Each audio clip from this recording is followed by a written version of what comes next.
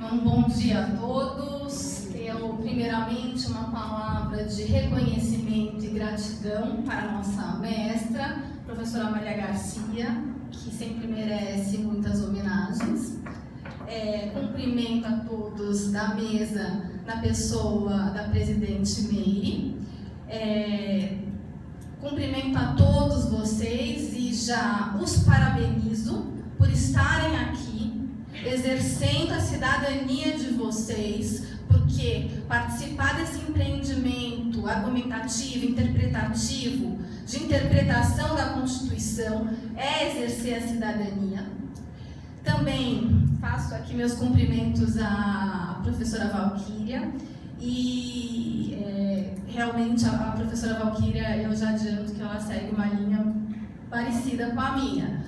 Mas, como eu disse, somos todos intérpretes da Constituição, porque todos nós estamos submetidos às consequências de uma interpretação da Constituição. Aqui, na esteira de Peter Haberl, a interpretação da Constituição, tal como a Constituição é hoje, como incorporação de princípios de justiça que legitimam, o nosso Estado democrático de direito, princípios de justiça que foram incorporados como normas jurídicas que representam a nossa unidade política, a nossa ordem na desordem, como diz Conrad Hess, a Constituição tem essa missão de promover a unidade política.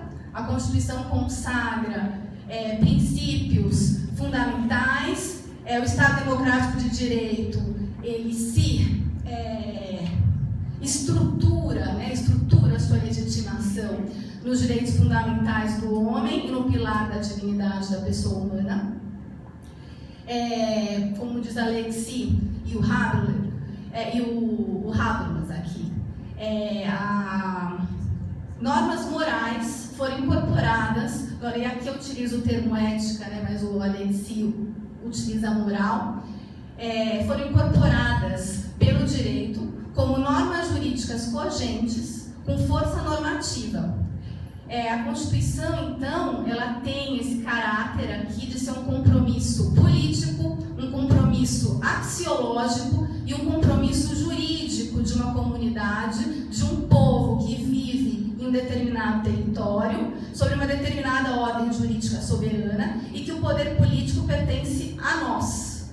Nós vivemos numa república também, então a res pública. Então todos vocês eu os parabenizo por estarem aqui nessa importante reflexão que diz respeito a temas fundamentais do nosso Estado democrático de direito, porque nós estamos aqui refletindo sobre direito à vida, sobre direito à saúde, sobre a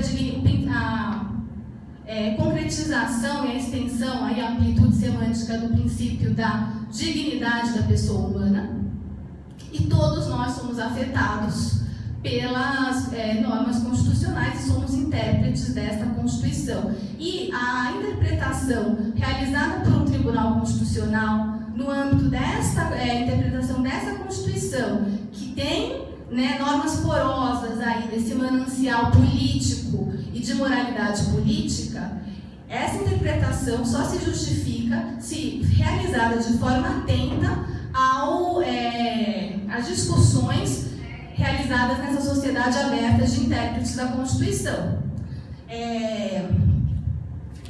Então, agradeço aqui, vou começar aqui com a nossa análise, O grupo BIOS, o grupo de pesquisa de biodireito, bioética e biopolítica, adoro que a professora faz essa ressalva, que bioética e biopolítica, além do biodireito, passou os últimos meses discutindo alguns temas relevantes, e dentre eles estava em pauta a lei do Estado de São Paulo, 17.137 de 2019, que autoriza que a vontade da gestante seja considerada na escolha da via de parto mais adequada para o nascimento do seu bebê. Digo que esse tema foi um tema que realmente mexeu muito comigo. Passei noites, às vezes, sem dormir, eu até comentei com a Jaqueline, porque nós, como pesquisadores, nós temos responsabilidade pelas consequências dos nossos posicionamentos. Então, como que, de repente, eu faço um posicionamento e eu me vejo diante de, ou uma situação de me ver diante de mulheres que falecem ou bebês com morbidades decorrentes de um parto normal, que elas não tiveram a possibilidade de escolha, de decidir. Por outro lado, me vejo diante da responsabilidade perante o argumento aí que realmente me sensibiliza de um aumento desnecessário do número de cesarianas, e esse aumento desnecessário iria levar, em termos estatísticos, a problemas de morte e morbidade de gestante. E, enfim, eu passei realmente uma semana em que me foi assim, né, de muita reflexão, e eu aqui já lhes adianto, eu não tenho a soberba aqui de dizer que eu sou a dona da verdade, porque eu, como cristã e crente aí na inteligência suprema, eu creio que só Deus conhece aí a verdade absoluta. Eu estou aqui como um intérprete da Constituição e um intérprete desse empreendimento argumentativo, interpretativo da minha ciência, que é a ciência do direito, e aqui da interpretação da Constituição. E também analisei artigos científicos dos dois lados. Eu entrei em contato com o gabinete da deputada Janaína Pascal, recebi uma série de documentos que me foram enviados por ela, relacionados a pareceres médicos do CREMESP, do CREMERGE. Também entrei em contato com colegas da área da saúde, que partiram uma posição diferente e também me enviaram uma série de artigos. A Jaqueline, inclusive, me enviou artigos. E o que eu posso dizer é que, aqui nesse momento, eu vou dar a minha contribuição como jurista, como uma pesquisadora, sabendo das minhas limitações, mas com um compromisso aqui de defender o que eu acredito e a posição que eu entendi a mais racional e passível aqui de reflexão jurídica do Estado Democrático de Direito, conforme a minha interpretação. Então vamos lá. A Lei 17.137 de 2009, ela é materialmente constitucional?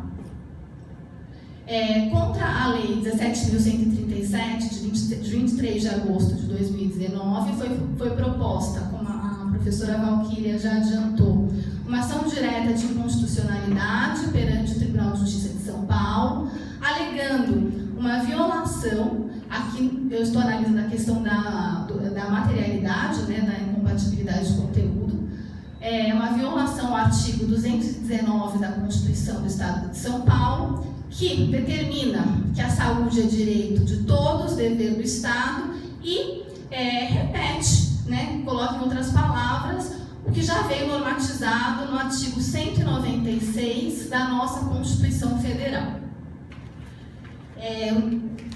Primeiro, nós temos que entender que a Constituição é a lei suprema, que se espraia por que tem a superioridade normativa perante todas as normas do sistema. A gente também tem que compreender que estas normas constitucionais, elas têm um conteúdo especial, As normas constitucionais, elas consagram princípios de moralidade política, elas consagram essa unidade axiológica, elas têm uma natureza porosa de ser permeados por questões que estão relacionadas a questões de moralidade política e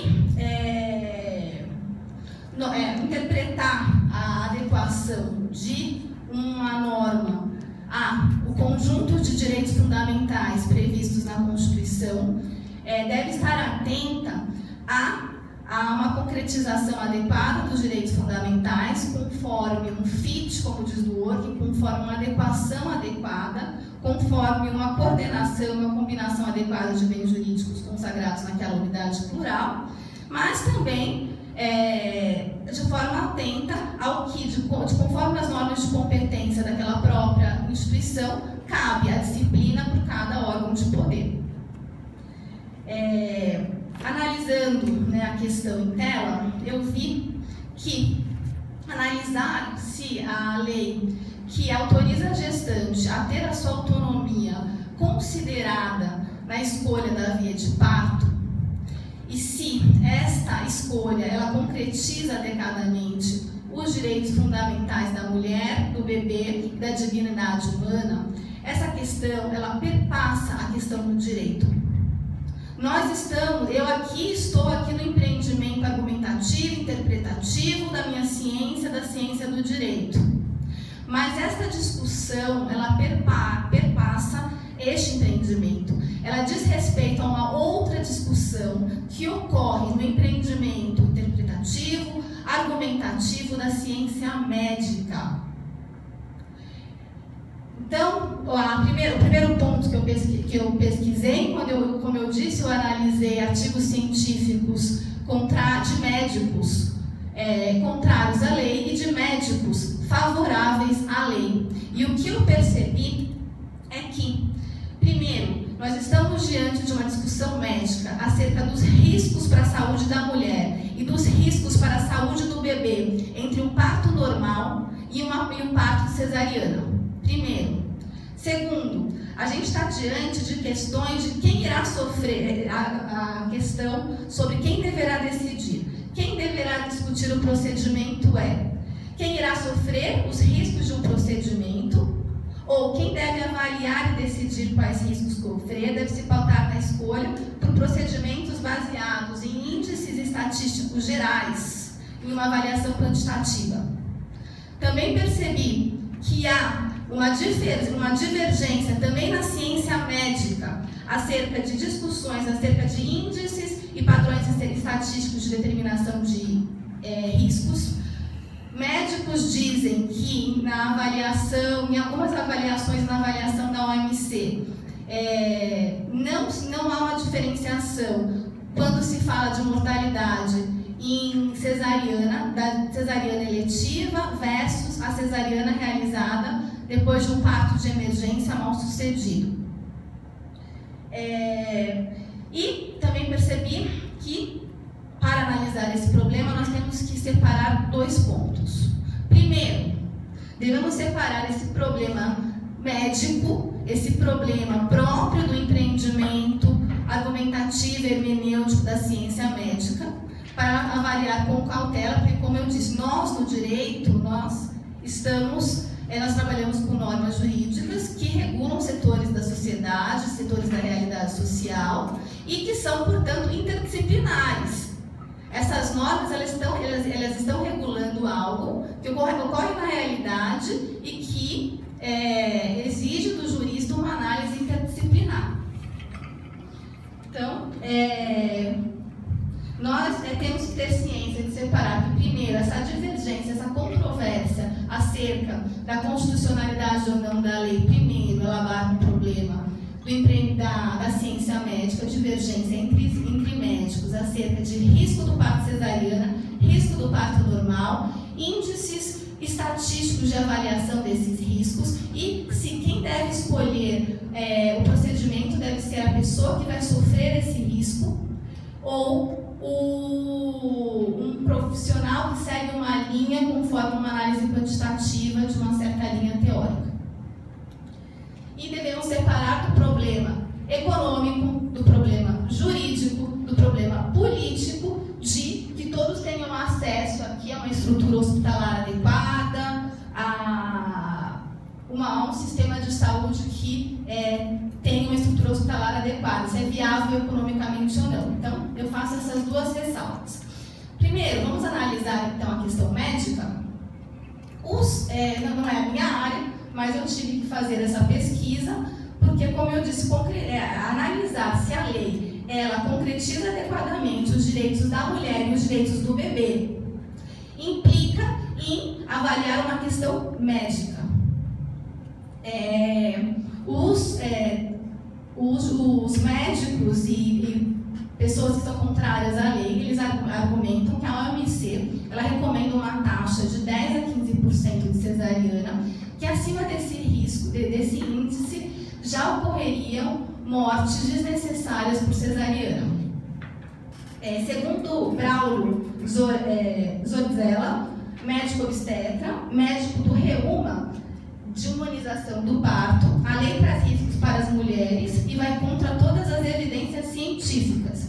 E seria um ilícito ético a mulher que já está sofrendo com dor implorar por uma cesariana e ter direito a essa cesárea, uma vez que o parto anormal apresenta menos riscos para a gestante e para o bebê. Essa é a posição deste médico.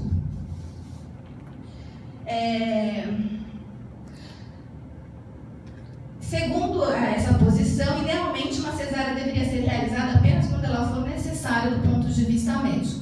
O Conselho Nacional de Saúde, que é um órgão formado por entidades do movimento social de usuários do SUS, entidades de profissionais de saúde, entidades nacionais, escolhido 50% por representantes das entidades dos movimentos sociais do SUS e 50% de entidades profissionais da saúde. Ele também emitiu uma recomendação, a recomendação 38, de que a lei ela contraria os direitos fundamentais aí das mulheres, ela vai contra a vida e a saúde das mulheres, e que a cesariana apenas deve ser realizada quando realmente necessária por indicação médica. Bom, posto isso, analisei também os argumentos de médicos favoráveis à lei. Primeiro, há uma série de, como eu disse, o CREMESP e o Conselho Federal de Medicina, o QEREMERGE, eles são favoráveis à lei pela seguinte razão. Primeiro, como ressalta o médico ginecologista obstetra, doutor pela Unifesp e conselheiro do CREMERGE, Roberto Câmara, a OMC, desde 2016, ela não utiliza mais estes índices de cesariana, de taxa de cesariana e de taxa de parto normal como um meio científico para se avaliar qual é o número de cesarianas que deve ser realizado no país e qual não deve. Pois essa não se trata apenas de uma análise estatística realizada ali por gráficos, sem avaliar realmente a situação médica. O conhecimento científico dado nessa análise não foi uma análise da medicina. Segundo o CREMESP, somos contra projetos que queiram parametrizar qualidade de saúde obstétrica baseados meramente em números e taxas de cesarianas, desconsiderando as indicações médicas e vontade materna, livremente expressas caso a caso, e alertamos que todas as discussões sobre índices ideais de cesáreas utilizados em discussões não possuem base científica da medicina, inclusive tendo sido abandonado pela OMS o suposto índice ideal de 15% em 2016, por absoluta falta de evidência científica.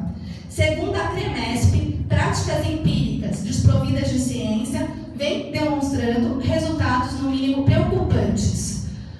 Segundo a CREMESP, a qualidade da assistência perinatal é multifatorial e não deve ser embasada apenas em índices de cesáreas. Então, essa posição referente já é uma contrariedade à obrigatoriedade de você ter que atingir um determinado país um índice de cesariana X e parto normal Y, porque a situação médica ela depende muito daquele caso concreto, né? Então, as estatísticas elas são avaliadas segundo o que os médicos estão dizendo aqui, não como critérios médicos. 2. Segundo ponto, a resolução do Conselho Federal de Medicina 2144 de 2016, que determina que é direito da gestante, nas situações eletivas, optar pela realização da cesárea, garantir a autonomia, desde que recebidos todas as informações pormenorizadas acerca do parto vaginal e da cesariana e seus respectivos benefícios e riscos. O Conselho Federal de Medicina ele reconhece que tanto o parto normal quanto a cesariana possuem riscos. E há situações, então, portanto, que pelos óculos da medicina há riscos, tanto no parto normal quanto na cesariana. Como diz o médico também, José Jacir Leal Júnior, esses médicos eles possuem artigos em revistas científicas. Se vocês quiserem, depois eu passo os artigos para vocês. Ele diz que o mesmo parto normal mais cauteloso, ele pode se ver numa situação de ser mal sucedido, e que, segundo a medicina, será apenas uma situação inesperada, urgente, incontornável, apenas uma morbidade própria do parto normal.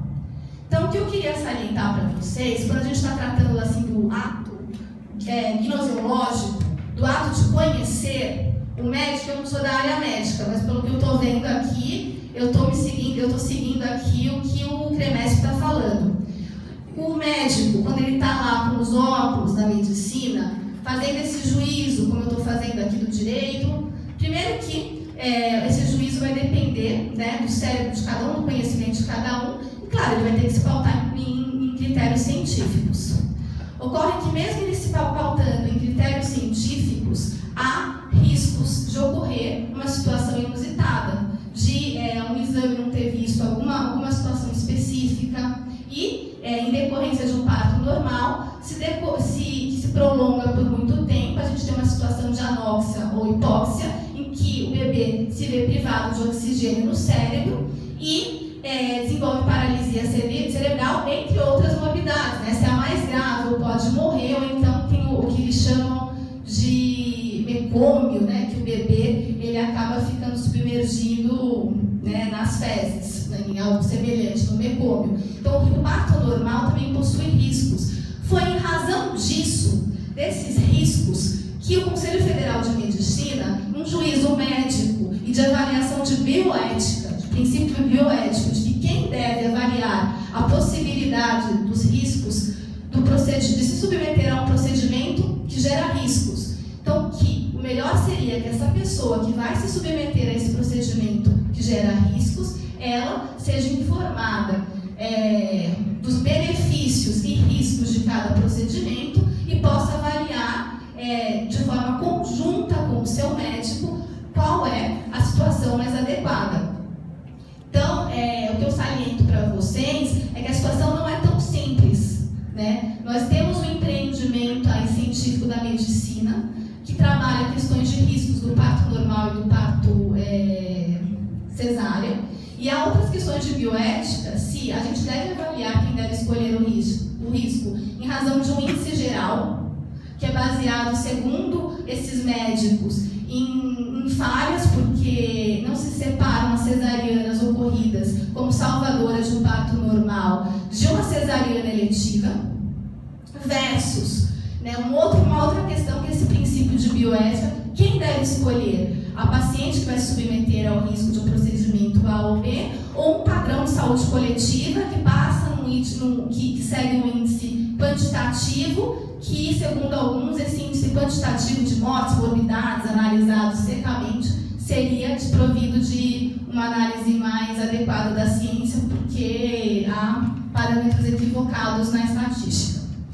Então, a primeira questão médica é polêmica, mas eu já adianto que há esses dois posicionamentos e nós temos que estar atentos, né? Primeiro a esses dois posicionamentos para a gente não cair em extremismos, porque o que eu vejo é que a gente tem que encontrar uma solução que faça com que nem mulheres morram por cesarianas desnecessárias, e bebês também, nem se continue com mulheres e bebês sofrendo morbidades graves em razão de partos normais, que a elas não foram dada a chance de decidir se elas vão se submeter a esse risco ou não. Esse é o primeiro ponto que eu coloco. Segundo, e aqui também eu coloco outros, tem uma médica também especialista em pediatra e neonatal, que também fala da hipóxia e anóxia, do mecômio, né, e salienta essas questões.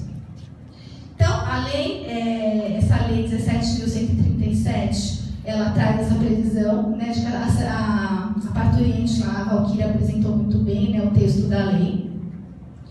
E, como eu disse, eu me propus, né, a fazer a minha posição como jurista acerca da constitucionalidade ou não dessa lei em termos materiais. Então, o que eu acho é que, primeiramente, como eu disse, há um problema médico e é uma questão de bioética de quem deve decidir sobre passar por um procedimento que possui riscos. E como eu disse, né, mesmo que alguns dizem, mas a taxa de paralisia cerebral é de 10% apenas nos partos difíceis. Mas você, ser humano, que teve lá o seu filho com paralisia cerebral, você não é um número ali. Você é um ser humano que teve aquele problema. Então, você como ser humano, você não é basicamente um número. Então, não seria, de acordo com os princípios de moralidade política consagrados na nossa Constituição, que se a gente vai submeter a procedimentos que tenham riscos, que a nossa vontade seja considerada,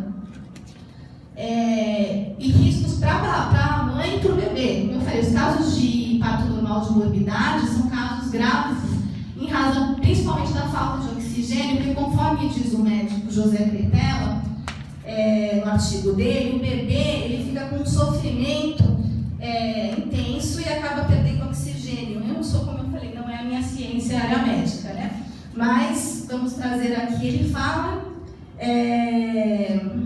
não vou encontrar aqui no meio das minhas anotações, mas o que ele fala é que o bebê ele fica com um sofrimento e acaba tendo falta de oxigênio e há todo esse problema em partos que se prolongam. E que essa questão da necessidade da cesariana, como eu falei, é um juízo médico que gera essa questão aqui controvertida, porque às vezes 5 minutos fazem a diferença em salvar aquela gestante ou não. 2, o argumento de que não se há estrutura adequada. Primeiro, é direito constitucional que todo mundo tenha uma assistência integral à saúde. É direito fundamental, está na Constituição. Se alguma mulher não está tendo esse atendimento, é porque a Constituição está sendo violada. E a nossa Constituição está sendo violada a todo esse momento com o sistema de saúde que está funcionando. Então a gente tem que trazer o Sistema Único de Saúde aqui para a arena pública. A gente tem que ver, tem que cair a cortina do que está acontecendo nos nossos hospitais públicos, na nossa UBS,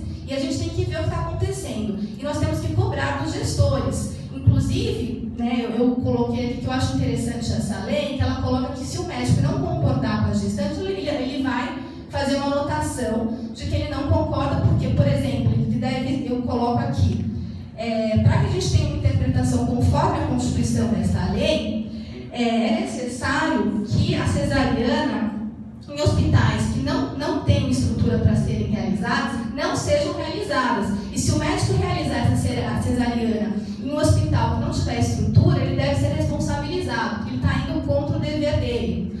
Então, o que acaba é que se façam hospitais, se façam maternidades, se acabe com esse negócio de contra-referência do SUS toda hora, que a mulher tem o pré-natal dela inteiro numa maternidade consagrada e não com clínico geral, porque esse modelo não funciona.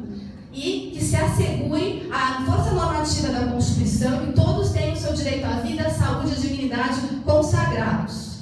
Essa é a minha contribuição.